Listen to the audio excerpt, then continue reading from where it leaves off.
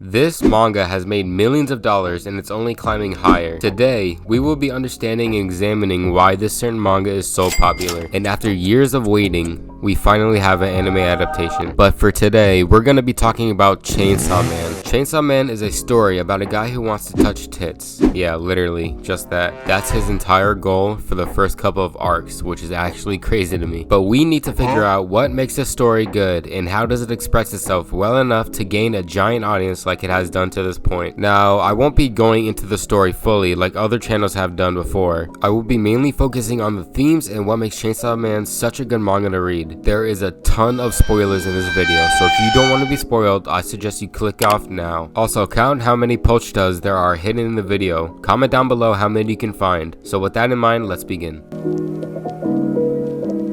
Chainsaw Man has a lot of themes during its series, but for the most part, it is the fact that the main character Denji is an extremely desolate person. It covers a lot of depressing themes that we can relate to, either being lonely or wanting to come closer with people or even wanting to cop a feel. At the end of the day, these emotions are all human, and Denji feels like an actual person with real feelings. Family is a pretty big theme in Chainsaw Man. Having come from being alone his entire life, over time, Denji gets to know people more and connects with them on a very personal level. Even living with some, like Power and Aki. It goes pretty deep with how these characters flesh out their relationships and see them become more open. Seeing Aki go from closed in, know-it-all, to older brother who can give good advice to the younger and stupider siblings. You see Aki become more open with them, and he shows more feelings because he really doesn't want to lose what he thought at first was just some random weirdos, but turned out to be close family bonds. We'll go more into detail about why Aki and the rest of the cast has a good development in the next section, but before we go into the next section, I would like to talk about Makima's and Denji's personal relationship. Makima and Denji's personal conflict is one that revolves around control. It's a manipulative relationship that showcases how abuse victims are emotionally attached to their abusers despite the suffering they put them through. But another facet of Makima and Denji's conflict is the philosophical examination of whether good can exist in a vacuum. While Makima's emotional motivation for fighting Chainsaw Man stems from social isolation and a desire for an equal, her stated motivation is to achieve a world without suffering. But of course, this is an altruistic goal despite the despicable means. Yet Denji believes that without the contrast provided by the bad, the mediocre, the boring, the painful, how can we determine what is truly good? Denji believes humans are beings that judge properties such as good and evil not by universal standards, but by comparison, and thus without evil, good loses all meaning. We won't be capable of appreciating it. The theme is only lightly touched upon. It's set up during the movie date with Makima, and then it remains unaddressed until the end when Denji fights Makima for the final time.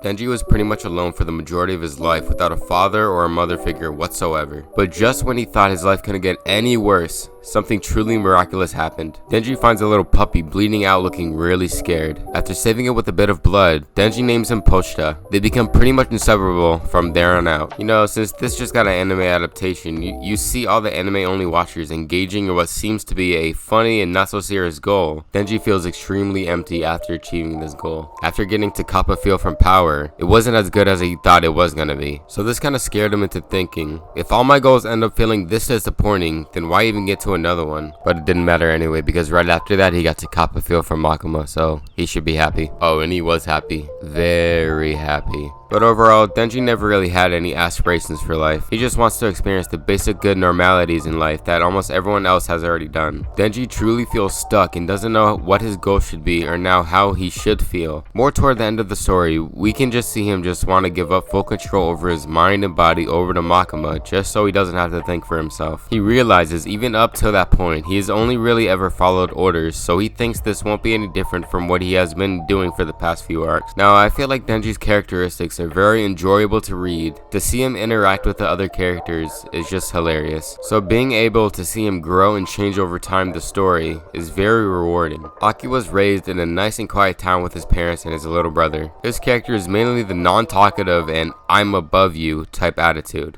Think Sasuke in the original Naruto as well as Vegeta. This is especially shown throughout the first couple arcs, mainly toward Denji. This is all because of an incident that happened a long time ago to his family. Having seen what the Gun Devil was capable of firsthand, and witnessing his whole family just die in less than a second. He has a revenge story, so that gives him a lot of ground. Like I said before, this is just like Sasuke. They both want revenge and would do anything, even get a curse to become stronger and kill their offender. It's a really cool dynamic seeing Aki be able to just give up whatever he wants just to be able to defeat the Gun Devil. Power is just a psycho who wants blood and any kind of meat. She would also want to fight all day if possible. Power isn't really too important in the story up until the fight with the Hell and Darkness Devil. She becomes extremely scared for days and can't even sleep, so she and Denji become extremely close. They get so close, in fact, it gets to the point of them even showering together because Power is so scared that she doesn't want to be alone at all times. To be honest, Denji doesn't even look happy about it.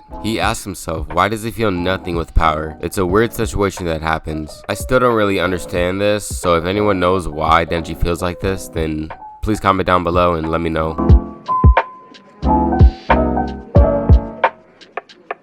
It seems to be set in the 80s or late 70s. Kobanai's car looked like a late 70s Fiat. USSR is around and cell phones are nowhere to be seen, which suggested pre-90s. But they specifically mentioned some railway that wasn't built before 1991. And when the fake Santa initially appeared, the church in the background was from a West German city, and they never referred to Germany as East or West Germany. So it would suggest that Berlin Wall has already been broken. It would be interesting to see if Fujimoto will expand on how come the USSR is still around, and why is it that there are no cell phones or home computers. Former could be just that the existence of the Gun Devil extends the Cold War indefinitely, but I have no clue for the latter. Maybe it's like the Fallout universe, where transistors were never invented, but these seniors are so good looking. Even during fights, I can just sometimes stare at a page and not read it for about 5 minutes, just looking at every minute detail that it has to offer. Moving on to another detail of nice scenery in the manga, we can see so many awesome looking places that are completely made up by Fujimoto. The Darkness Devil's place, the Hell Devil's domain when they get dragged into there, or even the streets of Japan when the dolls are beautifully done, seeing buildings crash or seeing the dolls and Denji run on the side of the buildings. It has a very creative and nice flow to it. The main premise of the story is seeing Denji, who was at first a little boy who can barely afford to eat stale bread, to become a kid who is killing devils for the hell of it, and growing to become stronger than the Hell Devil himself.